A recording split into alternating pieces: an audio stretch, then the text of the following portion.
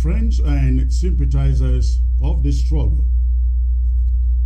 On January 20, 2023, the Canadian Foreign Ministry officially informed the world that the parties to the conflict in the southern Cameroon's Ambazonia have agreed, in quote, to enter a process to reach a comprehensive, peaceful, and political resolution to the conflict. The parties, they said, have also agreed to form technical committees to begin work on confidence-building measures, end of quote. Canada affirmed that it has accepted the mandate to facilitate the process. The statement went on to express the hope that other groups will join in the process. Following this declaration, a statement was also issued on January the 21st by the Ambazonian groups that took part in the initial talks to lay the groundwork for the official process. In this statement, they said that both parties have signed a joint declaration of commitment, committing to a mediated process from which a comprehensive negotiated settlement shall emanate, and mandated Canada as facilitator of the process. However, the statement expresses, in quote, deep concern over the reference in the Canadian statement, which they said undermines the spirit and letter of the signed agreement between both parties while they met in Canada. Until the Canadian announcement of January the 20th, only those who attended the pre-talks knew what was happening in Canada. The rest of Ambazonia was in complete darkness regarding those who had been selected or those who had gone there and what they were talking about in Canada. The two statements from Canada and from the Ambazonian groups have now shed light on what was happening and why many questions still remain unanswered, and the ever-lingering suspicions over the ability of Cameroon to actually commit remain on the balance. We here at the interim government of Ambazonia are comfortable enough at this moment to inject our presence into the process, albeit very cautiously. We have done so considering that it is only right now that the real formal talks are to begin. We are willing, with caution, to ignore the initial shortcomings that characterize the beginning of the pre-talks. We have learned that both sides agreed to set up technical committees to lay out the modalities and clarify technical matters about the implementation and monitoring of confidence-building measures. This is the problem that we see in this: forming technical committees before the beginning of the formal negotiations, when the Ambazonian side is not yet completely constituted, sends bad signals to what lies ahead. The firm commitments from the comrades who were there give us hope that there would be no friction between those who work out the agreement for a formal process and those who will be joining henceforth. What matters now is putting all hands on deck to ensure that The Ambazonian position and aspirations are well defined and defended by all of us. The Ambazonian side has a major challenge now. We will not build on the initial mistakes that characterized the beginning of the pre-talks, but strengthen things out and ensure that the Ambazonian side is exactly what Ambazonians want it to be. There should be no question as to who is the other party here, or a third party trying to influence the composition of the Ambazonian side, or any effort to keep its people in the dark about the progression of the negotiation process. The formal talks should mark a fresh beginning, despite anything that might have happened prior to the pre-talks. I would like to commend the Ambazonian groups that worked out the initial agreement for presenting themselves as representatives of Ambazonia and not of their various groups. They have declared their willingness to make sure that the process is all-inclusive of all independence-leaning Ambazonians, and they are appealing to all other groups in Ambazonia to work together to support and to strengthen the process. They have reassured the people that the interest of Ambazonia is at the core of our engagement in this process. The need for Ambazonia to be seated in the negotiation process simply as one party, ladies and gentlemen, and not as individual groups that initially participated in the pre-talks cannot be overemphasized here. There are only two parties to these talks. They are La République du Cameroon, and the Southern Cameroons, Ambazonia.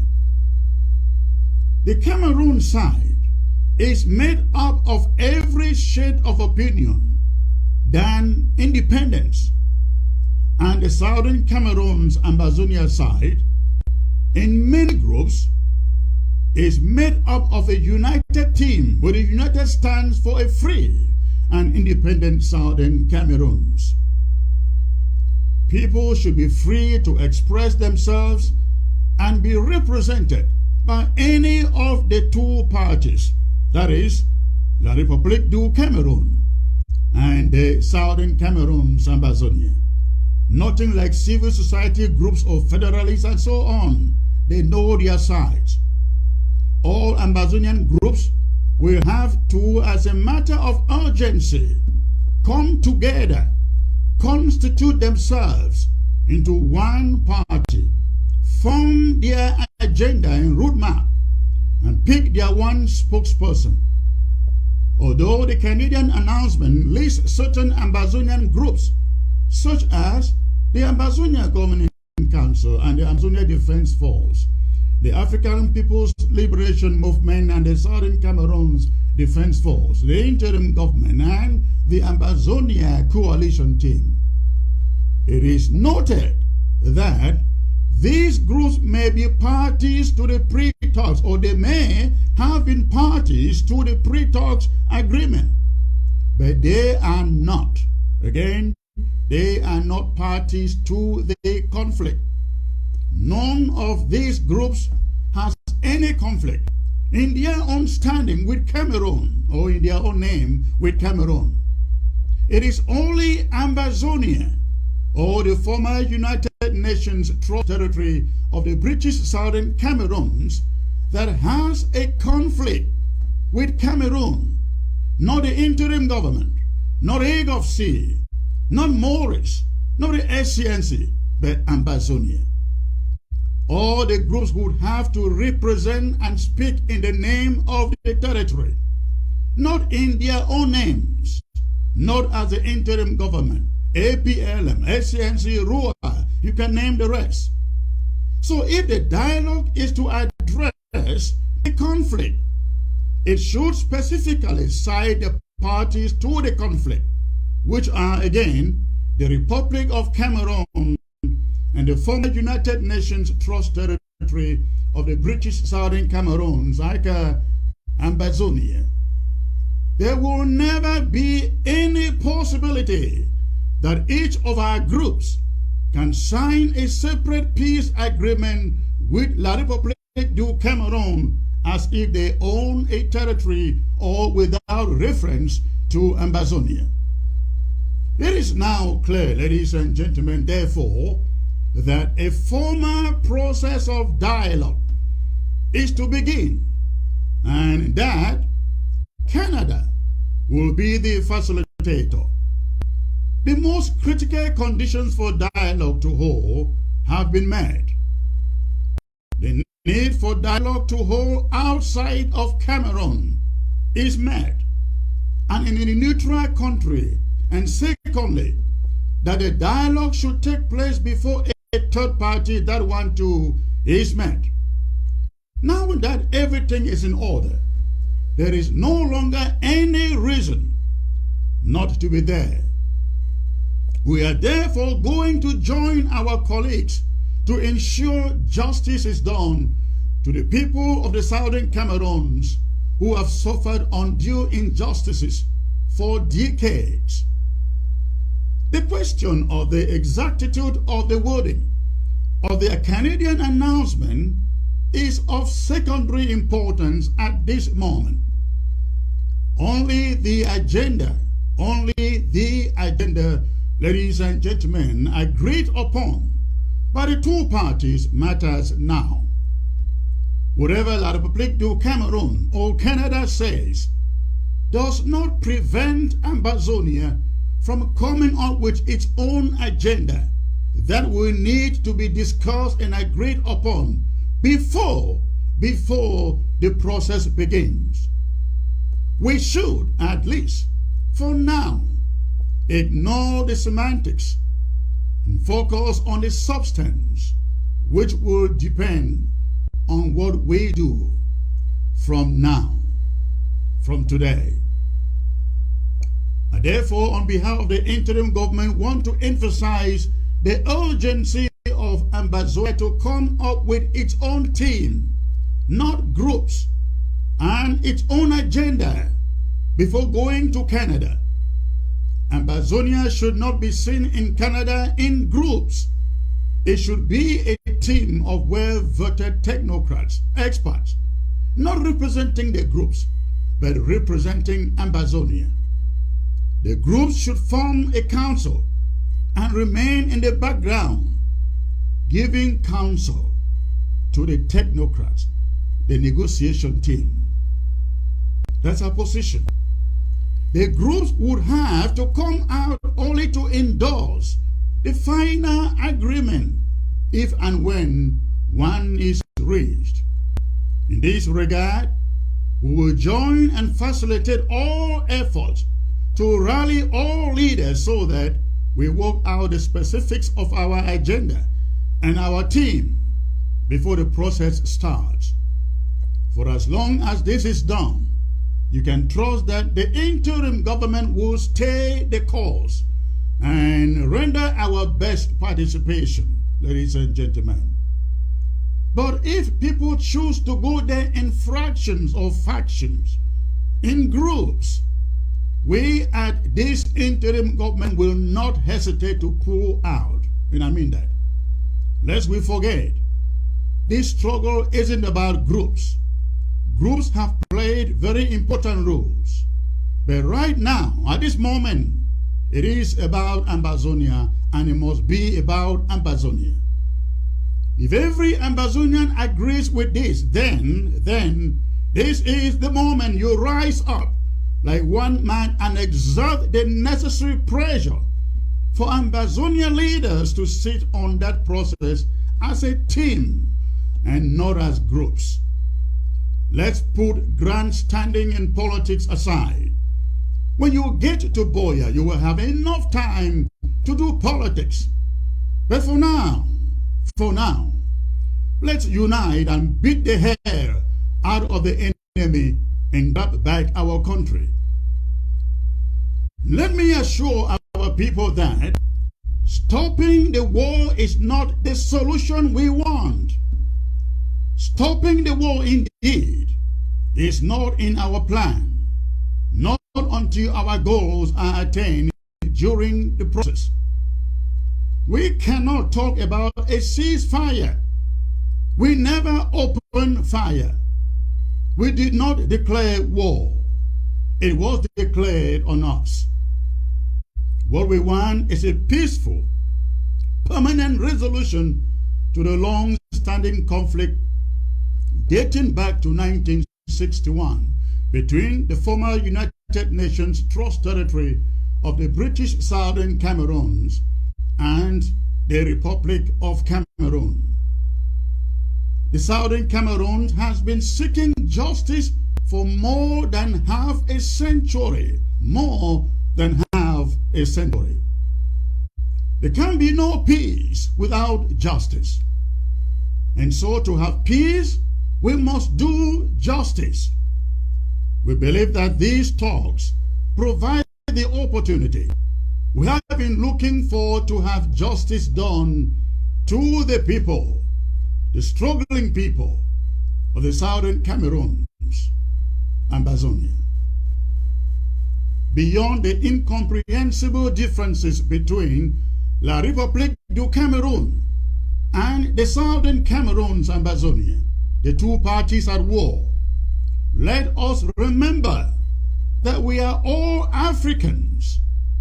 How can the children of Africa be butchering each other? What is the reason behind the carnage in Amazonia? Let us all look to the happy and prosperous future for these two peoples once they are liberated from the bondage of war and imposition.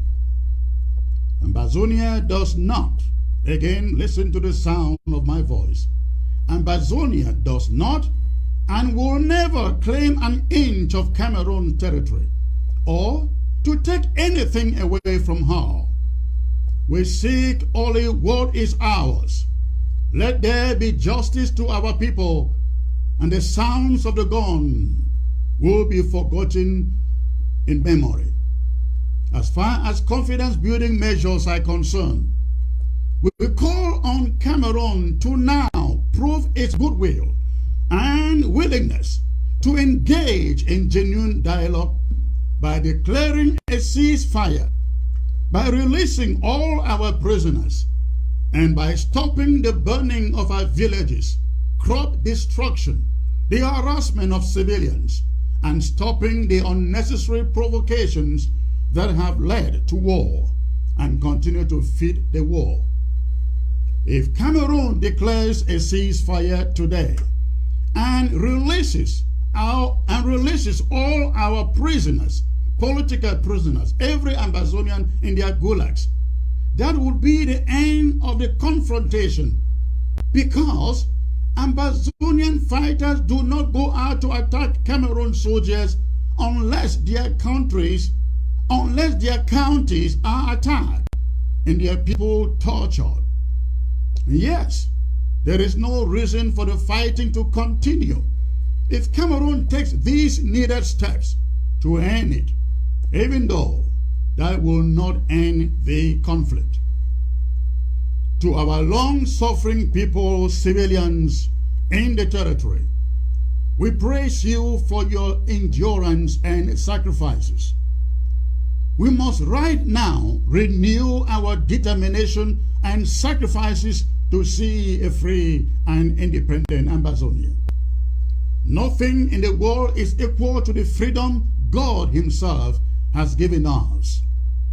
I call on all Amazonians today to please, to commit this period and the process to prayers.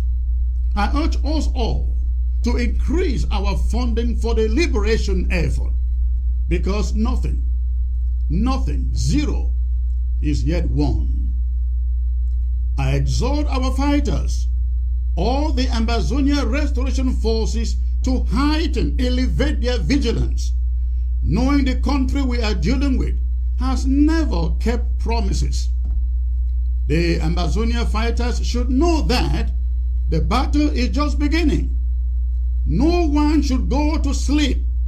Ambazonia will only be liberated on the strength of our unflinching determination to spare no effort until we can breathe the air of freedom in a free and independent southern Cameroon's Ambazonia. Ghost towns will be intensified. We have since banned the celebration of 11 February and others. It stands. There is no better weapon we have at our disposal like firepower. Why we give Cameroon a chance with this Canadian process?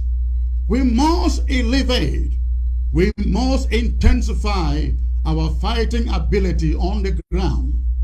We are not free, ladies and gentlemen, until we are free.